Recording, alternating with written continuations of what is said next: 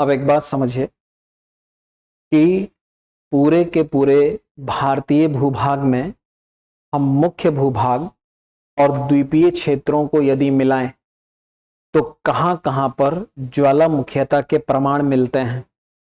अगर हम उत्तर भारत में देखें तो उत्तर भारत में अतीत में लद्दाख में ज्वालामुखीता के प्रमाण मिलते हैं।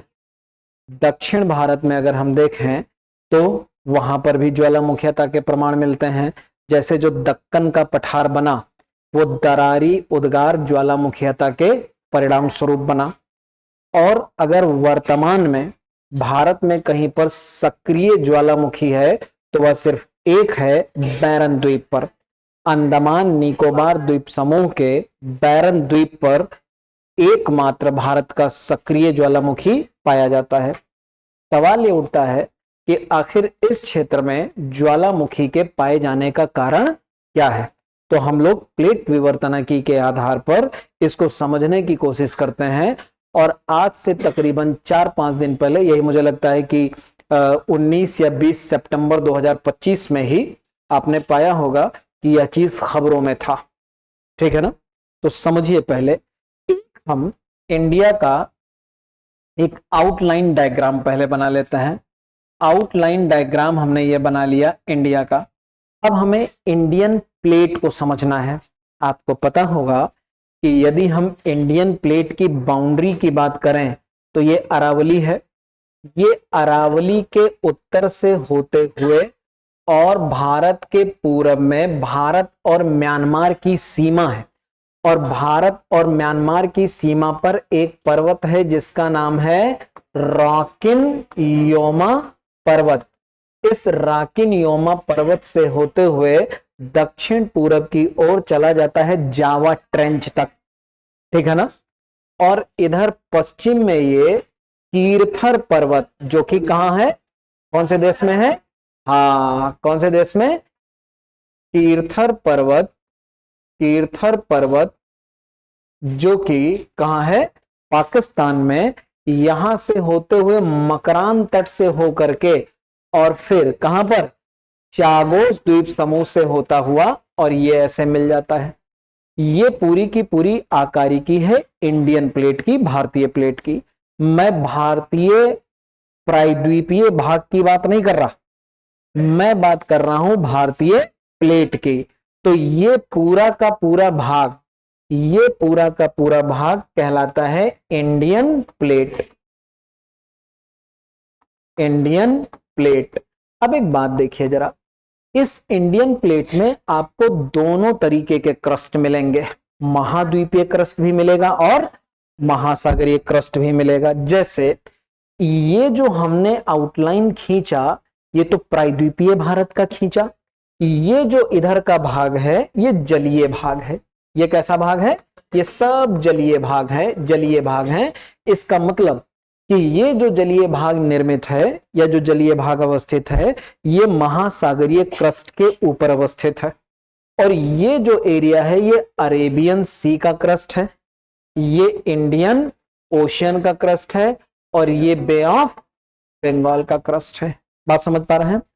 इधर पूरब में ही आप पाएंगे कि एक माइक्रो ओशनिक प्लेट है। ठीक है ना, एक सूक्ष्म महासागरीय प्लेट है और इसका नाम है बर्मा प्लेट।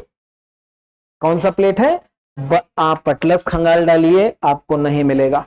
आपके अटलस में कहीं पर भी बर्मा प्लेट को मेंशन नहीं किया गया है। जैसे प्लेट टेक्टोनिक वाले टॉपिक में आप देखेंगे तो ये फिलीपीन प्लेट तो है, इस तरफ का ये जो हिस्सा आपको दिखाई दे रहा है, ये जो हिस्सा आपको दिखाई दे रहा है, यही हिस्सा क्या है, बर्मा प्लेट। और ये बर्मा प्लेट कैसा प्लेट है, महासागरीय प्लेट है। आप समझ पा रहे हैं बात को, ये बर्मा प्लेट महासागरीय प्लेट का हिस्सा है।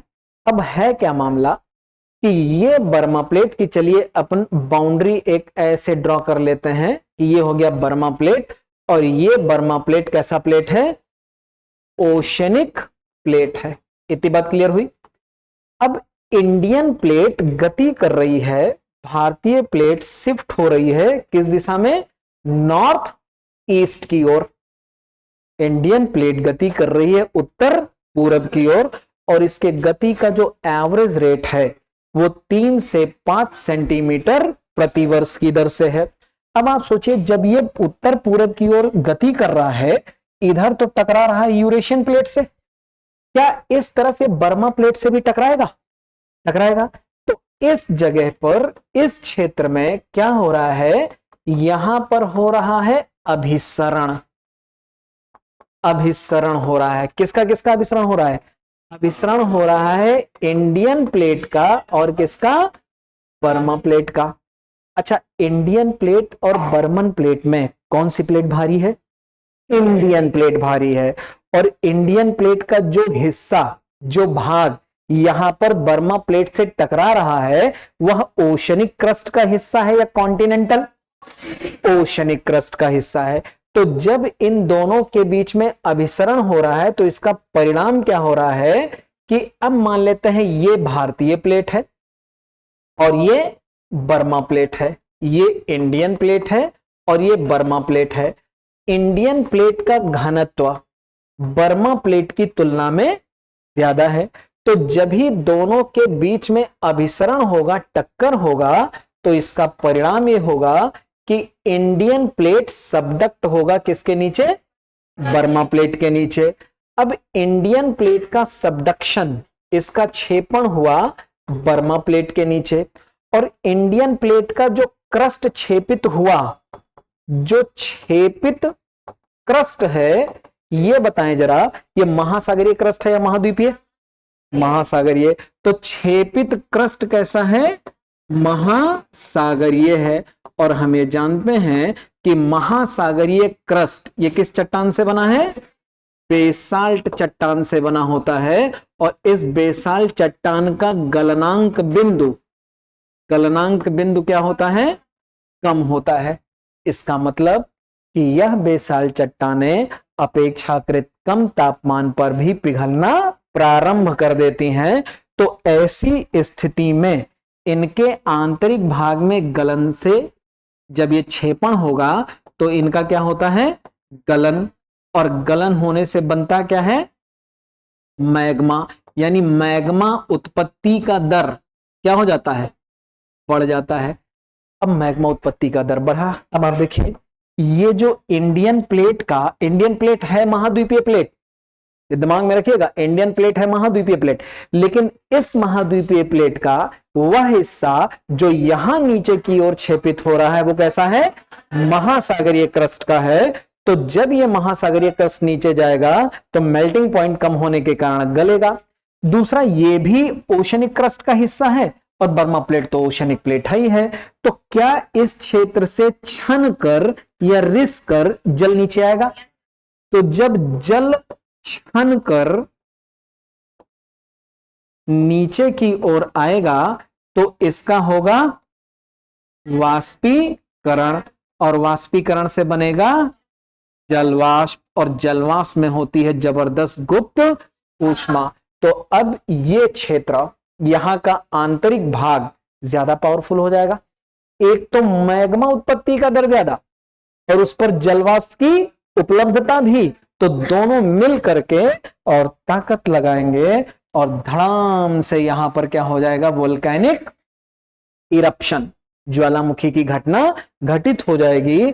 और यही कारण है कि इस क्षेत्र में मौजूद, यहां पर मौजूद जो अंडमान निकोबार द्वीप समूह है, जैसे अपन मान ले ये है अंडमान निकोबार द्वीप समूह, तो यहां पर इस क्षेत्र में अवस्थित है कौन सा द्वीप? बैरन द्वीप। और यह बैरन द्वीप भारत का एकमात्र कैसा द्वीप है? सक्रिय ज्वालामुखी क्षेत्र है। बात पक्का है? तो अब अगर हम देखें इस इमेज में, तो इस इमेज में भी हम पाएंगे कि इस अंडमान निकोबार द्वीप समूह के इस वाले इलाके में आप देखें, यही नहीं, आपको इंडोनेशिया वाले इन इलाकों में भी ये पूरा का पूरा क्षेत्र जो रेड कलर का छोटा छोटा ट्रायंगल बना है, ये किसको रिप्रेजेंट कर रहा है? ज्वालामुखी क्षेत्र को। तो क्या ये बात स्पष्ट हो गई कि क्या कारण है कि अंडमान निकोबार द्वीप समूह ज्वालामुखी प्रभावित क्षेत्र है? और हाल ही में बैरन द्वीप में आए ज्वालामुखीता का कारण भी स्पष्ट हो गया। अब एग्जाम की तैयारी को और बेहतर करने के लिए हमारे चैनल को लाइक, शेयर और सब्सक्राइब करना ना भूलें।